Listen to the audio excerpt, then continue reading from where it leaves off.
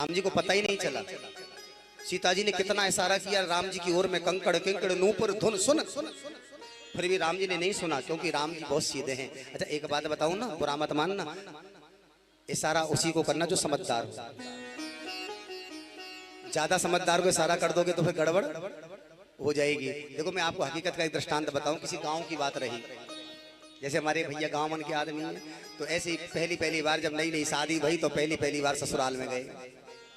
सासू माँ ने बहुत लाड़ लड़ाया, और सासू माँ वास्तव में ही कहते हैं ना कि जितना प्रेम जमाई को करती है ना, दुनिया में किसी को नहीं करती। सास के हाथ जमाई और बहन के हाथ भाई। बहुत प्यार करने लगी, दुलार करने लगी। अपनी बेटी से बोली, बेटी ये जमाई पहली बार आया है। मेहमान बोलते हैं, जमाई बोलते हैं, राजस्थान में पामड़ा बोलते हैं, हरियाणा में बटेऊ बोलते हैं, कहीं कुछ बोलते हैं, जैसे भी मानते। हाँ मेहमान जी आए। अब सासू माँ ने क्या काम किया, अपनी बेटी से कहा, बेटी अच्छा सा भोजन बनाना। हाँ रोटी बनाए ना, पूड़ी बनाए छोटी छोटी, बढ़िया सब्जी बना, खीर बना। अब बेचारी नई नई शादी हुई थी, और नई नई शादी जब होती है तो पूड़ी अपने आप छोटी छोटी बनती है। आपने देखा होगा किसी भी जब बहन बेटी की जब नई नई शादी होती है ना, बड़ी छोटी छोटी रोटी बनाती है। हाँ बड़ी छोटी छोटी। और शादी थोड़ी पुरानी होती है, रोटी भी बड़ी हो जाती है। और शादी पुरानी होती है तो पूरी रोटी बड़ी। पर चलो बहुत सुंदर भोजन बनाया। कुछ माताएं भी आई थी, दो चार। पहली बार मेहमान आया है, वो गीत गा रही थी। गीत गाते मेहमान को देख करके वहीं बगल में रसोई के बाहर आसन लगा करके मेहमान जी को बैठा दिया भोजन करने के लिए। माँ बोली बेटी से, बेटी बनाती जा और गरम गरम खिलाती जा। और वो आराम से गीत गा रही थी। अब वो बनाती है और थाली में परोसती जाती है। वो बेचारा गांव का रहने वाला खाने लगा। उसने देखा छोटी छोटी सी पूड़ी, छोटी छोटी सी, बिल्कुल छोटी छोटी पूड़ी। उस व्यक्ति ने बेचारे किया, मैं इनको कब तक तोड़ूंगा, कब तक तोड़ूंगा, क्यों ना साजी की साजी खाने लगा।